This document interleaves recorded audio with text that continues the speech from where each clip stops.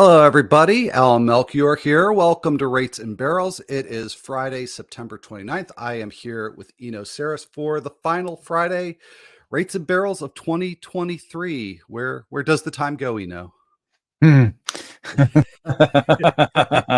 We'll be answering or that question or near it's the a end. long season.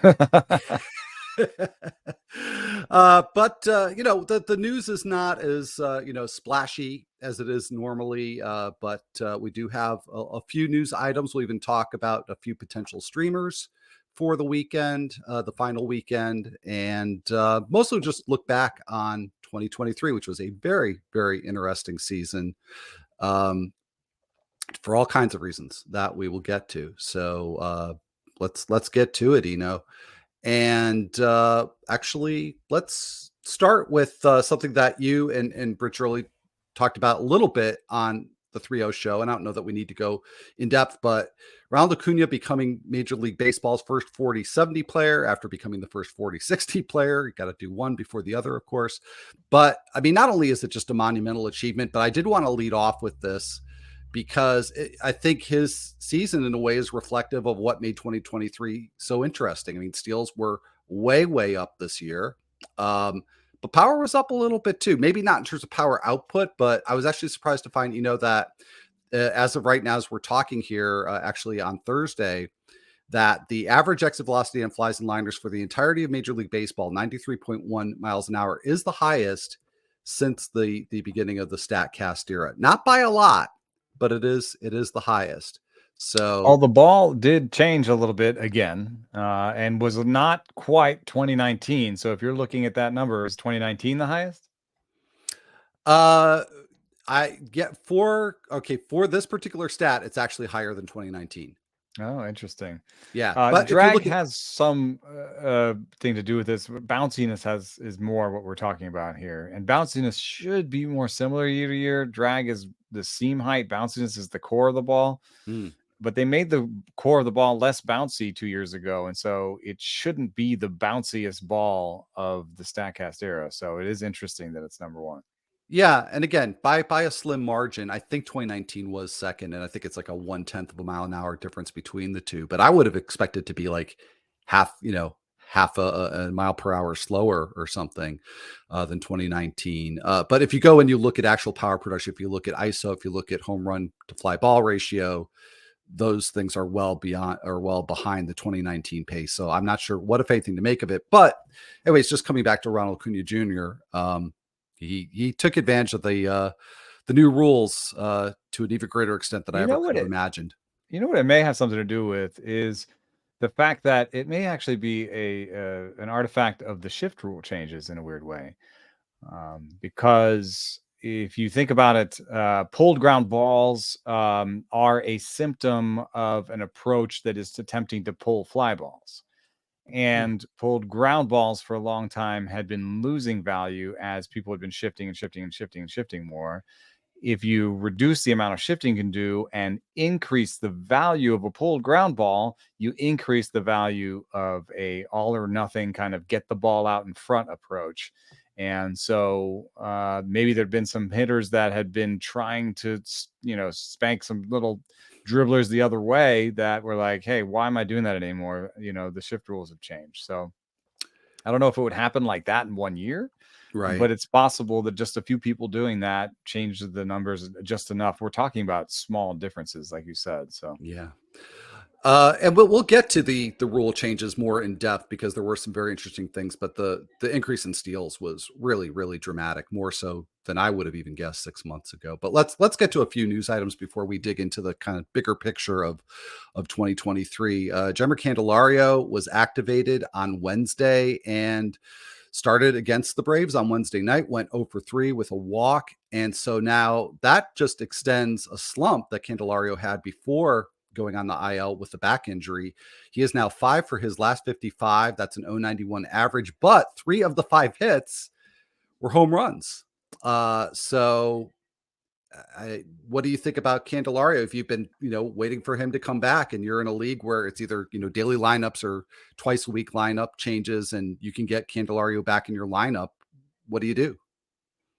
Get it back in there. I don't know. They're gonna field their best lineups. I don't know that they'll screw around with too much with wisdom at third when they could play him at first or DH or something, So I think Candelario, it gives them their best chance, and they're going to go with them as much as possible. So the matchups for the Cubs don't look good on paper, but this will be a recurring theme. You do not know which starters the Brewers are going to put out there this weekend. The Brewers are looking to line up for possibly the Cubs again. And so I don't know that they're going to put out Burns and Woodruff and Peralta against the Cubs this weekend in case they see the Cubs again on Tuesday or Wednesday or whatever. So, I think you just say, who are my best players at this point? Who's most likely? If you have to choose on Friday, if you choose daily, then you just have to kind of stand over that thing and and wait for the lineups to come out, I guess. Yeah. So if you're in a daily lineup league, that is the MO for the next few days here. So well, while we're on the topic and talking about Candelario and what you can do if you actually have a decision to make with him, you and I had a little discussion before starting to record here about whether it makes sense to try to stream one last time. Again, if you're in a league format that allows for that after the initial start of the week. So And if you're in, you're in, because at this point, it's not going to change your ERA too much. right. So who do you have for a potential streamer this weekend? I've got two, one old and one new. The old guy that I like is Quintana. I think they're just going to start him. He's at home against the Phillies, and I have no idea what sort of lineup the Phillies will put out there. It may be the defense first one. They may sit a Harper, sit a Schwarber, sit a big bat. Plus, it's a nice park factor in New York there for the Mets. And the other one, same day though, Saturday. It depends on your need for Ks, your sense for risk. But Connor Phillips is going against the Cardinals, and Chris Clegg tweeted this today. He's at Roto Clegg. MLB Stuff Plus leaders in September, minimum 20 innings pitched. Corbin Burns, number 1. Kyle Bradish, number 2. Connor Phillips, number 3. So it's obviously comes with really bottom shelf command, but I don't know, against a Cardinals team that's just playing out the string. Arenado's on the shelf. I think that's a pretty good matchup. Yeah, no, I agree. And I just did a sort, to check myself before I talk about a pitcher or two that I'd be interested in. And I've been just pretty much for the month of September, I've just been all about picking on the Angels. And so there's one particular matchup I really like against them this weekend. So I just wanted to check myself and say, okay, are the Angels still kind of bottom feeding in terms of WOBA for the month of September? And yes, they are. They are 29th out of 30 at 286, but the White Sox are at the very bottom. So the Padres going against them. I'm looking at Fangraphs here. They're showing Nick Martinez on Friday, so he would definitely be available. So I think that's kind of an interesting possibility there. But going back to the Angels, very interesting matchup on Friday. Ken Waldichuk and Chase Silseth, and both of them would definitely be available or highly likely to be available in your 12-team leagues. I kind of like them both, but I feel a little better about Waldichuk. And I pulled up some splits for him. And in the second half, he has allowed a 303 WOBA, which is outstanding. 380 ERA. So he's pitched very well for an extended period of time, and I love the matchup. Yeah, he's been featuring his changeup more, as the season has gone along, and a slight tick in velo that came from some outings in the bullpen. I don't know exactly where his velo will be. The only thing that makes me nervous about that matchup is not the Angels themselves, but it's their stadium. Yeah. Which has been playing a little bit more hitter friendly. So but if you want to pick on the Angels, it's not a bad way to end the season with JP Sears going on Saturday or on Sunday, and Joe Boyle going in between. Joe Boyle is another Connor Phillips type, super, super high stuff, low command. But the command hasn't been playing as bad as I expected in the big leagues. I bet that, and I couldn't get anybody with the team or the player to tell me anything about it, but I bet that Joe Boyle has simplified the approach somehow, and maybe is targeting areas where the misses aren't so bad, because he's only walked 8% of the guys he's seen so far. I've seen him in person. It's standout stuff. So again, depends on your sense of risk and the fact that he may not get you a win. He went 3 in the first, 6 for a win in the second, but that's the Padres and the Tigers. So Joe Boyle, put him just below Connor Phillips on the high risk, possibly high reward list. All right. Well, few intriguing names to possibly add over the weekend, and let's take a look at some names to, well, in some cases maybe subtract. Matt McLain, you won't subtract him because he's been out for several weeks, but he was supposed to come back this weekend and re-injured his oblique. So his regular season, and actually his season probably entirely, if the Reds somehow do make it into the wild card picture, his season appears to be done. He finishes with the not 690 batting average. That would be historic. A 290 batting average, 16 home runs, 65 runs, 50 RBIs, and 14 steals, and 403 plate appearances. And even though he missed the latter part of the season with this oblique injury and missed the first quarter of the season because he was still in the minor leagues, he finished 16th among shortstops in roto value, 5x5 roto value, according to Fangraphs. So pretty remarkable season for Matt McLain. Yeah, I wonder how much. I keep thinking back to your piece about McLain versus Steer and their approaches at the plate, and it's not a profile that makes me that I kind of like Steer's profile better. Steer, like as you pointed out in your piece, pulls fly balls more. When he's going for power. Otherwise, he has a really good 2-strike approach. Strikes out less than McLain. Walks more. Not as good defensively, which matters. But when you look at this 385 batting average on balls in play for Matt McLain, you know that there's a risk that he comes back to earth when it comes to batting average. And he's not necessarily a standout in the power or stolen base department. So what if he comes back for a sophomore year, Matt McLain, it's 240 with 18 homers and 12 steals or something? I mean, it wouldn't be bad, but it might be less than people paid for. And then there's this like sort of tertiary risk that I don't know is like a big deal, and shouldn't really think too hard about potential trades, but it does seem like the Reds may be active in trying to trade a possible bat for a possible arm.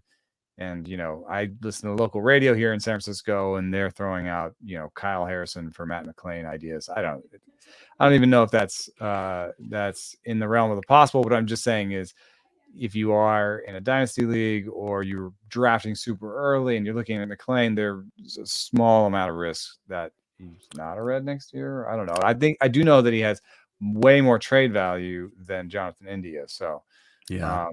Depending on what they're trying to get back in Cincinnati, they're going to have a lot of options. Yeah, well, that's a type of trade that would favor both teams. Although I would think I'd rather have the Harrison end of that, but that's interesting.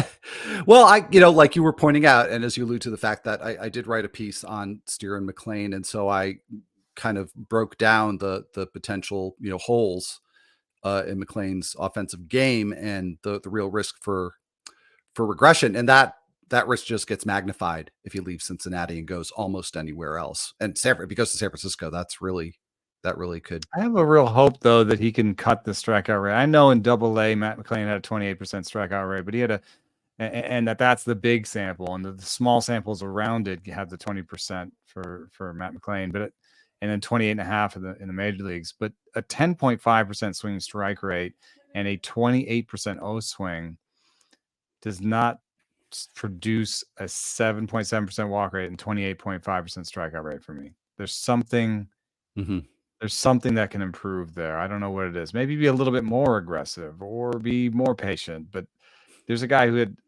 twice the walk rate in the minor leagues and 10.5% swing and strike rate is league average.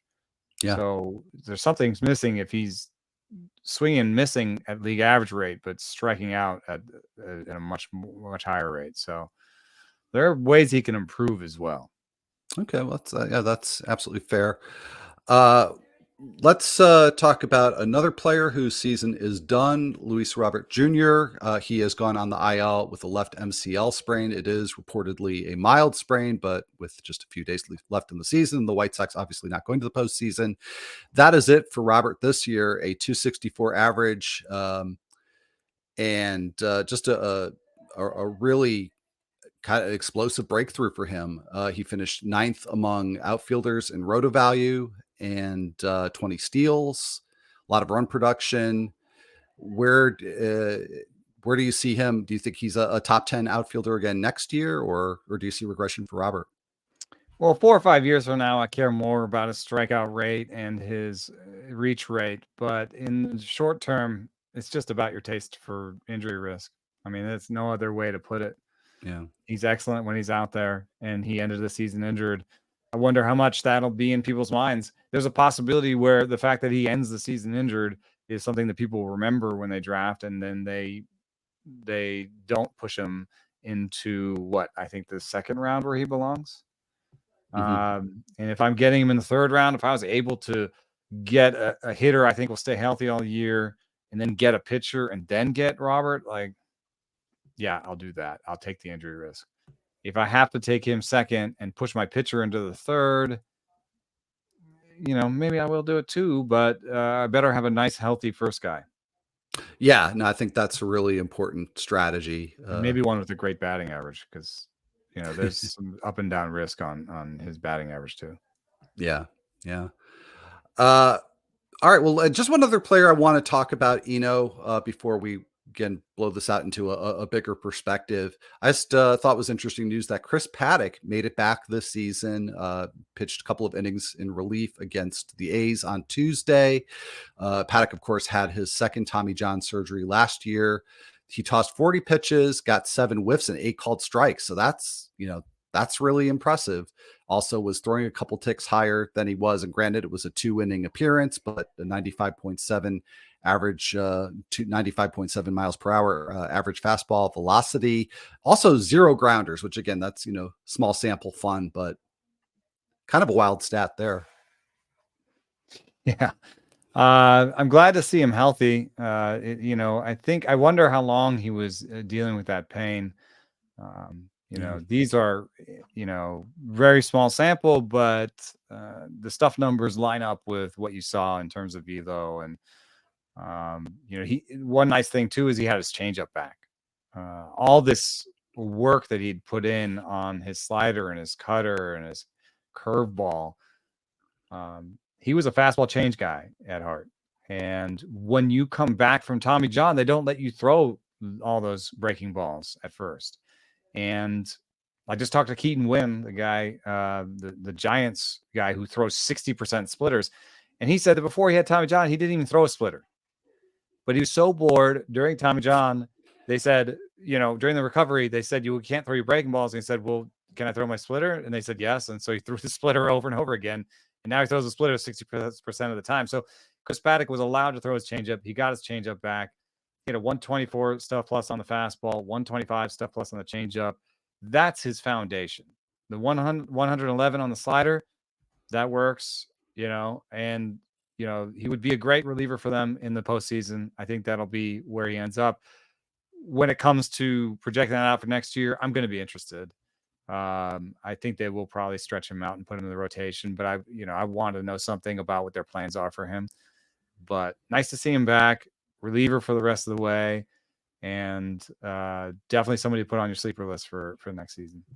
Yeah. He's interesting because he did have more success being basically a 2-pitch pitcher than, like you said, when he expanded the arsenal. But so many variables are, like you said, maybe he was in pain for a while, and that was more the issue than necessarily which pitches he was throwing. But yeah, good to see him back. Absolutely. So, well, let's take a look back at 2023. I realize we're not completely done yet, but we're with just a few games left. I think we could take a look at some of the big changes in the landscape and how that translated into uh, stats for fantasy. And so, a few things that we need to look at. Did having legislation of shifts make a difference? Did that matter? The stolen base rules. How much exactly did that affect things? Obviously, it did affect some. And unrelated to the rules, all the prospects. So many prospects debuting this year just made it a really really unique season. But I took a look at BABIP trends since 2020, so not a really big time horizon here, but I think it proves the point. Overall, BABIP in 2020, 292. It was the same in 2021. It was 290, so almost the same in 2022. This year, the major league wide BABIP as of right now is 297. And if that doesn't seem like a big change, consider that on pole balls, the trend for those 4 years goes 275, 282, 283, and then this year 292. So might not be completely mind blowing, but I think it's a difference that made enough of a difference, if that makes sense. Yeah, there were shift limits, not a shift ban. I mean, that's one thing that people used colloquially. You just say it was a shift ban, but you were still allowed to shift. Hmm. And so, I think a lot of those micro shifts where you've got really detailed game plans, guy walks 3 steps this way, 2 steps that way. That's a symptom of modern baseball, and there's almost no way to legislate that out. So, this was a return to like 5, 6 years ago, not a return to 20 years ago. But it was, I think, somewhat welcome in the batting average department. There are some secondary effects. What I was talking about earlier in terms of league-wide trends, were people pulling the ball more on the ground because of that shift restriction? Yes, they were. Last season, this season that we're in is the second highest rate of pulled ground balls in the Statcast era. Wow. And first is 2020. So, I don't know, how meaningful that is. It's more like a 2-month split than anything, but could be the highest rate of pull around balls. And so, are we going to see more Joey Gallows? I don't know. It does run up against what teams know is a positive trend in the postseason, which is that teams that make more contact in the postseason win more, even more than they do in the regular season. So there's some tension in team building with, what should we do for the regular season and how much of an eye should we keep on the postseason? Obviously, being too much of either thing can be an issue. I think the Guardians show you if you are too in on contact without looking at power, that's not really a good outcome. And I think honestly, as good as the Twins are, they show you a little bit of the risk of being a launch angle pull team. They strike out more than teams. Hmm. They are streakier and they can be pitched to. So those teams are maybe in the same division and close to polar opposites. Yeah, yeah, that's interesting contrast there. And I don't know that there's a whole lot of fantasy relevant, something that's actionable to offer here.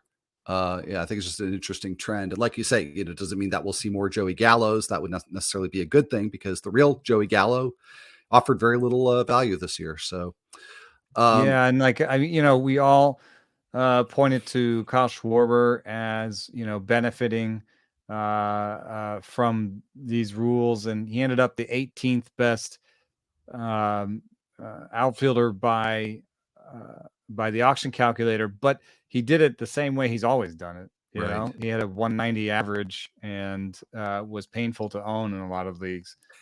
I'm So raising my I hand. don't. Yeah, I don't really. I saw that Kyle Tucker and Cody Bellinger were on my preseason list as players that would benefit from the shift restrictions. they ended up having good seasons. But I also had Rowdy Tellez as someone that would benefit from the shift restrictions. Juan Soto was on that list. That was good. But there were other. It's not like everybody just benefited across the board. All the left-handers who pulled the ball a lot just benefited from the shift restrictions uniformly. Yeah. Yeah. I think that's the big takeaway there. Stolen bases, I'll certainly be, I think, going in with a different approach next year as opposed to this, because I had no idea it was going to affect it this much. Basically, with still a weekend's worth left of games, there's been an approximately 40% increase year to year in stolen bases, It's 2,486 last crazy. season. So far this season, 3,416 and counting. And there were 24 players with at least 20 stolen bases a year ago. Right now, that number is at 49 players and counting, because there are four more sitting at 19, one sitting at 18. So, that number could be 54, maybe, 53, 54 by the time the season's done. Yeah, and I was off on some predictions there. I thought that some of the more interesting decisions would be the go no go line. So guys who had iffy speed going more often. Maybe there's some evidence that's true. I mean, Freddie Freeman having 23 steals, he's not the fastest guy in the world. Tyro Estrada at 23 steals is somewhat interesting. But we definitely saw some players go for it harder than I expected. I did not necessarily expect to see a 70 stolen base season, and did not expect it from Acuna Jr. A year out from surgery. But then also having Nico Horner, CJ Abrams, Bobby Witt Jr., and Corbin Carroll all steal more than 40. Julio Rodriguez at 37, Ha-Seong Kim at 36. Not quite see that. And then some of the guys I expected to steal 10 to 15, they're there. I thought Gleyber Torres would get to close to 15. He got 13. I thought Willie Adames might get 10. How many did he get? Well, and also he just was far less Had a productive this season bad than season. I He think got a lot of 5. us expected. Yeah, Yeah. it was just it's kind of hard to. I mean, it's hard to project anybody, and then you're trying to project them with the rules changes, and then maybe like Willie Adames just had a bad season that had nothing to do with the rule changes. Right. Maybe he just maybe his athleticism was down, or maybe he was hurt, or maybe he just wasn't seeing the ball right. So but there wasn't necessarily an explosion of 10 to 15s. A lot of the guys I see here in the 10 to 15, I'm like, yeah, sure. I don't really see anyone that surprises me here. Um, you know, Brian Reynolds with 12 or Paul Goldschmidt with 11. That doesn't surprise me. Yeah. I don't know. There's the biggest surprises were in the places that I didn't expect them, which is just people just really going for it and going for that 50, 60, 70 level. Yeah. No, that was something I definitely didn't foresee and missed out on. And I think in a way then the field is not equalized in the way I thought it would be. Yeah. So there's still a premium to be paid for, Some what are teams, now 40, 50 steel yeah. And some contenders. teams like really, decided to push it, and some teams didn't as much. And so yeah, I think that going forward, I may have my more traditional, grab steals as I can foundation, but I may want to get a 30 plus candidate. So I don't know where that starts, but Mhm. Acuna, Carroll, Witt, Abrams, Horner, Rodriguez, Kim, Stott, Lindor, Jimenez, Trey Turner, Kyle Tucker. I may want to have one of those on my teams next year. And a name that I don't think I heard you say was Astoria Ruiz. That's right, because I have the qualified filter on, which is something I have to stop doing. Yeah, it's a tricky thing. Yeah, when you're Doing sorting for that. steals, but I thought that But might have been intentional well, because I'm going to stay away from Jorge Mateo. So yeah, the expanded list includes Jorge Mateo, Willie Castro, Ellie De La Cruz is up there. I'm not going to stay away from him, but Nico Horner, Astori Ruiz, Jorge Mateo, Jake McCarthy, Bryce Turang. These are guys that got close to 30 steals or got 30 steals and didn't get 10 homers. And I don't like those players. I just feel like those players have 1 foot out of a starting role. We saw Yeah. Jake McCarthy lose his role. Yeah. Bryce Turang could totally lose his role next year. Jorge Mateo could just be a backup next year. He was at For a times big this part year. of this year. Yeah. Willie Castro was a backup. Nico Horner, I like, and it does come with a good batting average, but Ruiz is going to go through the season with fewer than 2 wins. He's not going to be a league average player this year. And it's just not the kind of line that I like. It's better than Jorge Mateo because he makes more contact, but it reminds me of Jorge Mateo in a way. Like, plus defense, plus speed, lots of other questions. Yeah. And I think for me, a takeaway, and you can tell me if you agree or disagree with this, but I think the days of targeting a Tommy Edman or a Jake McCarthy, which I saw people doing this year, or a Mateo, a Ji-hwan Bae, for 20 to 30 steals, I feel like that's over because there's so much There's other people potential. who can't do. I mean, there's so many people even in that 20 to 25 range that did hit homers, like why not Anthony Volpe instead of Ji-hwan Bae? Is the cost going to be that much different? Volpe has his own concerns, but at least he hits for power and is going to play shortstop for the Yankees next year. We don't know where Ji-hwan Bae is going to play next year. So yeah, I'd be very careful. If it came with elite defense, that's where it doesn't with Ruiz. It doesn't come with elite defense with Ruiz. With Nico Horner, it does. So at least with Nico Horner, I'm like, well, the defense will keep him in the lineup. The batting average will keep his auction, like his production above 0, and his steals will help my lineup. That's the line for me is between Nico Horner and Astori Ruiz is like, does he check these other boxes? Yeah. Yeah. So definitely some changes, not the ones I necessarily anticipated. How about Jared Duran? Yeah, What do you well, think of him? I mean, he's kind of a different case altogether because he's just, a post type prospect that I didn't see bouncing back the way that he did. Yeah. And on the other hand, looks like he's never going to play center again. Or I think that seems like it's over. So elite defense is not going to keep him in the lineup. The power, it might be enough power, but there's a question mark there. I might like some Durans on my team actually. Yeah, well, there's the batting average won't be 295 again, but yeah, 180 ISO, with 24 steals. yeah, the power speed. I mean, that is not going to go out of style. That's that's why I differentiate between him and say a Tommy Edman.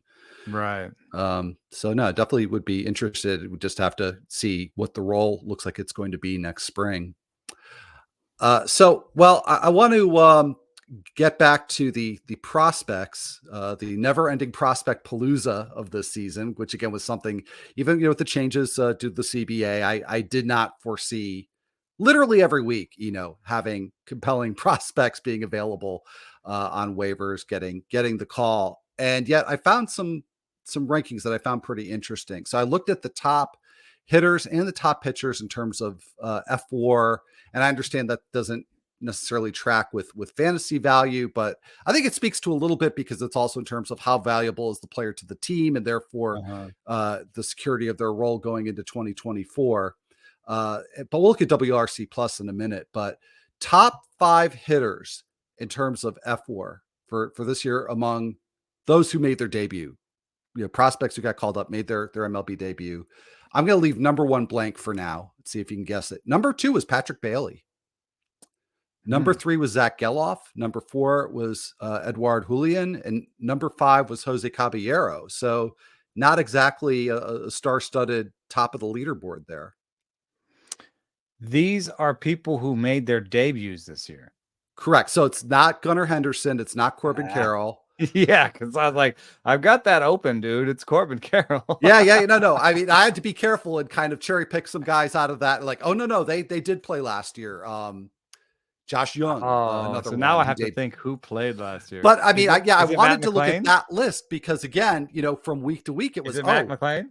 who's coming up? And yes, number one was Matt McClain. Uh-huh. There he is Nice. again. So of all the Did prospects that Nolan Jones play last year? Maybe a he little did bit. play Yeah. last year, yeah, because he ranks Yeah. high among rookies. Yeah, if you're just looking at rookies, it's a pretty different leaderboard. But Christian Encarnacion Strand, way down there. I'm trying to think of some others that were highly anticipated that didn't rank very high. There were a few. Encarnacion Strand stands out for me. If you chased rookies this year, with fab money and stuff, I think you did pretty well. What were the biggest like I did bring up Anthony Volpe. Like, let me see what his auction value was. In 15 teamers, Anthony Volpe was $5. So if you Yeah. chased him with a big fab acquisition, you didn't lose, but that's the 26th best shortstop. Is that okay? I was gonna say, is that 12 or 15? So it sounds like It's you've got it 15. set for 15. Yeah. Yeah. Because I spent $1 on Volpe in a 12 teamer and then cut him a few And weeks cut into the him. season. And I bought Volpe post cut after somebody had spent more on him than I did. So there's some of that. On the pitching side, Well, before we get to the pitchers, I just want to talk about WRC Plus yeah. because the leaders in that among those who debuted this year were Julian and Geloff. And again, not the ones you necessarily would have predicted. Yeah, and interesting that both of those guys are all fields hitters. I had a note in my in my notes column today about Geloff that could lead to some research. I don't know exactly how to formulate the research yet, but Geloff does not have an outstanding. He has a poor max EV, and among rookies, his max EV was in the bottom 5 or so, 108.5. It's bad. Yeah. And he has an okay hard hit rate. Among rookies, his hard hit rate was half median, like just in the median. Barrel rate, though, he's in the top third. And, I talked to him about it, and he was like, well, I feel like I could hit the ball 110 or 111, but when I swing like that, I feel out of control. And so what I'm trying to do is hit the ball 106 a lot. I'm trying to get hundreds, 102, 106. If I do that a lot, I'm going to do well. And there are going to be hits, and there are going to be line drives, and there are going to be doubles, and there'll be some homers. But if I go for the 111s and 112s, I don't know what those will be, and I'll feel out of control. So it speaks a little bit to the disagreement, I think, in analytics circles about the value of max EV and 85th percentile EV or 90th percentile EV. People have done like straight correlations and said there's no correlation. However, I do think it describes raw power. It describes the potential for a hitter. And so it's one of those things, almost like Stuff Plus. It's more important in small samples, more important with younger players. If you've been a major league player that has hit 25 homers a year for, 4 years, do I care about your max EV anymore? Right. You know what I mean? I Yeah. don't, No, they've I don't know. proven themselves. But Zach Geloff, on the other hand, is a guy who's still in that, like, I don't know what he is, So you'll look at his barrel rate and you'll look at his max EV and you look at his hard hit rate and be like, man, what is his ISO going to be? And you have ATC over here, rest of season ISO 114, and you get the bat X or the bat saying 198. I think that's a pretty big spread. Yeah. So whoever's drafting Zach Geloff next year, you're either going to get a guy with 10 homers or you're going to get a guy with like 22. Yeah. And I have a sense that people may pay a little too much next year based It's on possible. the I mean, the results. 27% strikeout rate, he in the minors, he had, in Double-A, he had a 167 ISO. So it's not a fait accompli that he actually has the power he's shown in 282 plate appearances this year. So Geloff is going to be a very interesting name for me next year. Yeah, very. I'm sure we'll be talking and writing a lot about him a few months from now, if not before. So yeah, let's go to the pitchers, and I did the same leaderboard F4 for pitchers who made their debut this year. So number one is Kodai Senga, which again you may or may not want to include him. So if we just look at you know, people who have not pitched professionally elsewhere, Tanner Bybee, Bobby Miller, Andrew Abbott, Bryce Miller, Grayson Rodriguez, that would be your top five. I think you did well if you chased rookie pitchers. I mean, we drafted Grayson Rodriguez in our main event, and shout out to my co-owner there. Um, we thanks for battling with me, JH. We made it into the sort of out of the basement. We were like last at some point, and we'll end up anywhere from fourth to sixth. A lot of hard work. We dropped Grayson Rodriguez, and everybody else got somebody else got his excellent end of season. But if you set the sort of standard as useful at some point in the season, most of these guys that debuted this season were useful at some point.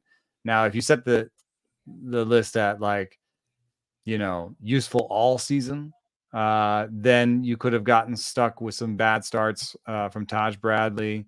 Mhm. JP France was pretty up and down. Brandon Fott was bad at the beginning. And there's some landmines that were there. Others, if you were at all cautious, like Jesse Schultens or any of that, into those kind of low stuff pitchers, I think you can avoid a lot of the pitches that weren't that good. Yeah. No, I agree. I mean, I think more so with pitchers than hitters that if you were chasing call ups with Fab, that you had I think a pretty high probability of hitting. Whereas with hitters, it seemed like a little bit more hit or miss, and the maybe some of the more unheralded ones being a little bit more productive. But it just made for a really fun season from week Yeah, to week. McLean, we got him on our main event team, and he was not our most expensive acquisition. In fact, I don't think we spent that much to get him. So that ended up being a good one. What were the Prospect-Palooza names this year on the hitting side? Like I said, Ellie. Encarnacio Strand, although it was late, it seemed like we waited forever for Yeah, and then him. Ellie was the big one. I don't know. Yeah. I don't think too many people are complaining about it. It's a little bit like Volpe. Volpe was a big one. Volpe and Ellie, like, yeah, it wasn't great. And maybe the shallower your league is, the more angry you are. But like 15 teamers getting, 20 homers and 24 steals from Volpe, or 13 homers and 35 steals from Ellie De La Cruz aren't whining too much about the batting average, I don't think. So, Yeah. Jordan Westberg was another name where I was thinking of somebody who came up, and we waited a long time. He didn't really play as much as I thought maybe he would. Jordan Walker. that was what he got drafted, didn't he? Or was Yeah, he? yeah, because Yeah, he he got was, if my drafted. memory is right, he was on the opening day roster, but Yeah. still qualifies as somebody who There was debuted more this year. Prospect-Palooza on the pitching side, wasn't there?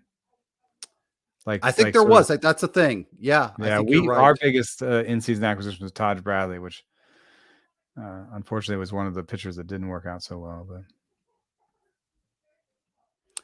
Yeah, it's funny how my memory was that it was maybe more even between the hitters and the pitchers, but the shape of the season is also interesting because Andrew Abbott looked amazing to begin with, and I had a note in my column about how I talked to Andrew Abbott about his stuff, and I was like, why do you get middle takes? And I was like, I even said stuff like to him, like, your stuff isn't jiffable, and like, how do you have you had all these strikeouts? And he wasn't really upset with my line of reasoning. He sort of got it. He's like, I don't know. Like, I've just always gotten middle takes. He's like third in the league in middle takes this year, and on the fastball. And I was like, you got a lot of fly balls. And he's like, yeah, always gotten fly balls. And, I guess it's led to some homers, but you might expect more homers given his park that he plays in.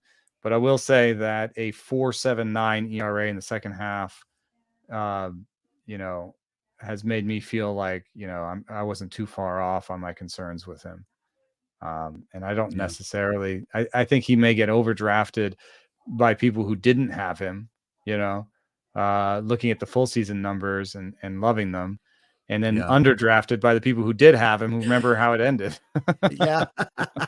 That's probably true. And maybe there's a broader lesson in there. So, Yeah. Don't well, don't hate people too hard. Like if you had Taj Bradley, I'm trying not to hate Taj Bradley that hard next year. He still has an excellent fastball yeah. on the Rays, good pitcher's park.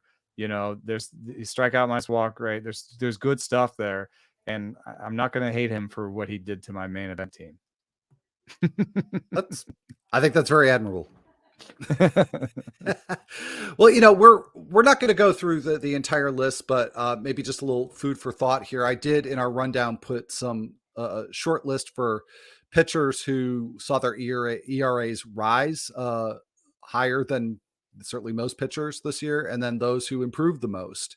So, anybody on either list who you think is worthy of a special mention, caution slash, I don't know, maybe a potential bargain next year, anything along those I mean, lines. Dylan Cease for me is a potential bargain next year.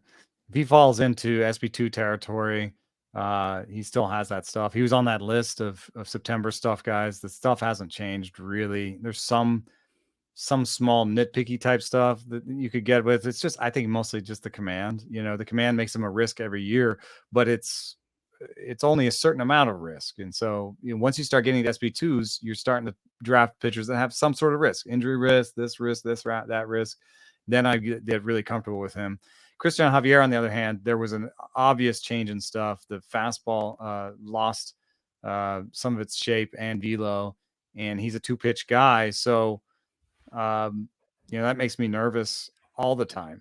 And so Christian Javier is sort of more on my don't draft list. Michael Kopech, bad knee, had surgery on it to end the season. It just seems to be an ongoing thing. They're already talking about putting him in the bullpen.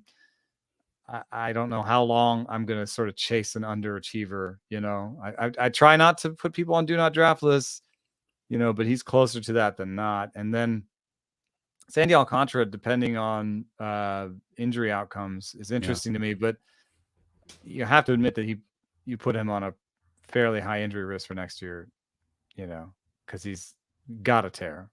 Yeah. A sprain is a tear. So he's got a tear, and he's going to be throwing through it. And you think someone who throws hard like he does is going to just basically tear it eventually. Yeah. A Yu little bit of a Darvish is somebody that I different will pace. draft.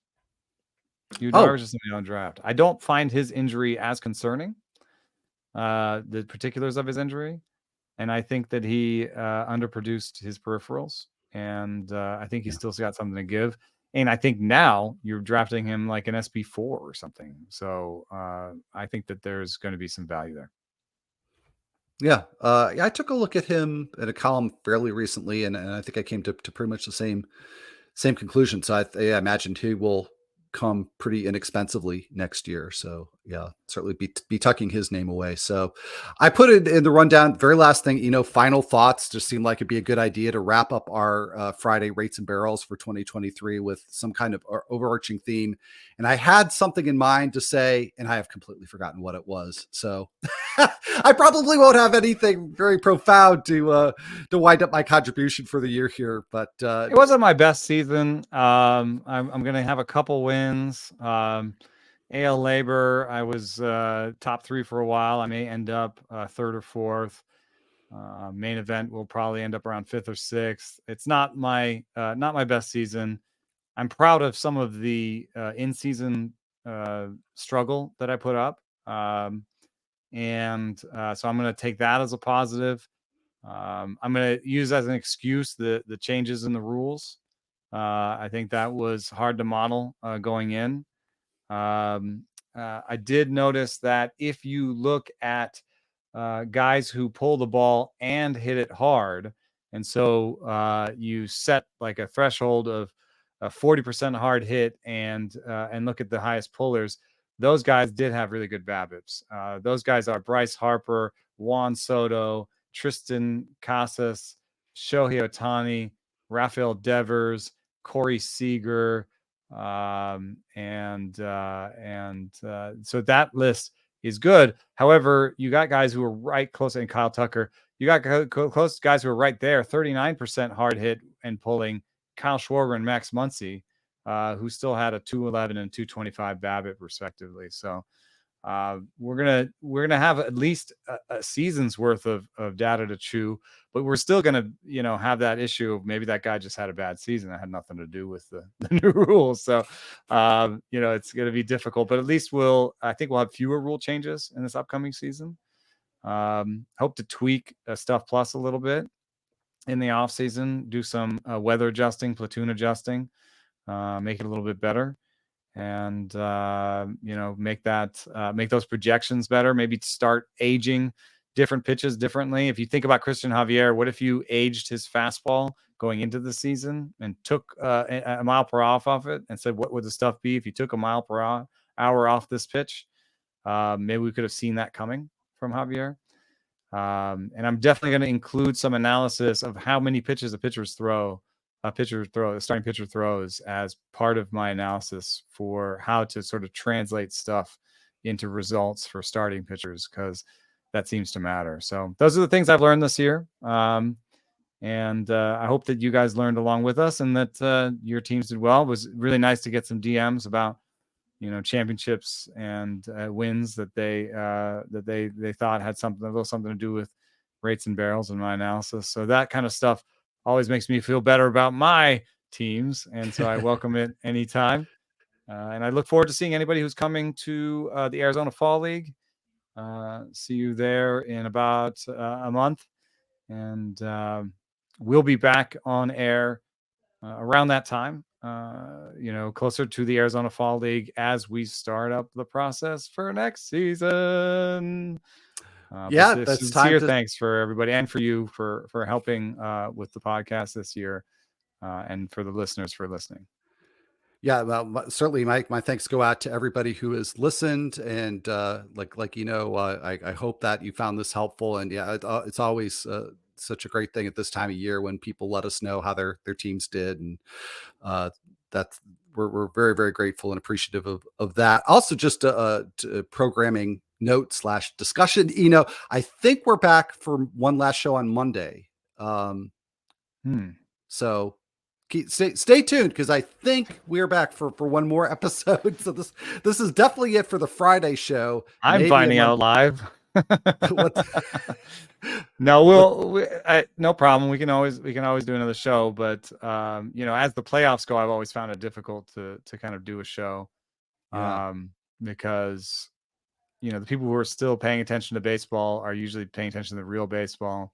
I did get a note about a type of fantasy you can play in the postseason. So if we do have a show, maybe we'll talk about a fantasy game you can play in the postseason, maybe set something up. So that's always fun. That's on the table. So yeah, keep your eyes and ears open for that. Keep your eyes and ears open as to whether or not we do have one more episode of Rates and Barrels for this season, but definitely winding down to a close. So again, thanks to everybody for listening. And yeah, thank you. It's been such a pleasure working with you on the show this year. And of course with DVR, I don't know if you hear us out there, DVR, but it's been awesome working with you, and looking forward to doing that again in the future. So anyways, that's a wrap then. That's a wrap for Rates and Barrels Friday shows 2023. So thank you all again. And well, I'm very quick here to try to wrap this up, but I do want to remind everybody that we do still have the $1 deal that you should check out for The Athletic. It includes all of Eno's work, everything in fantasy, everything on the site. $1 a month every month for the first year. Just go to theathletic.com/rates and barrels. So on that note, thanks again, everybody. Best of luck to you. Thanks for listening.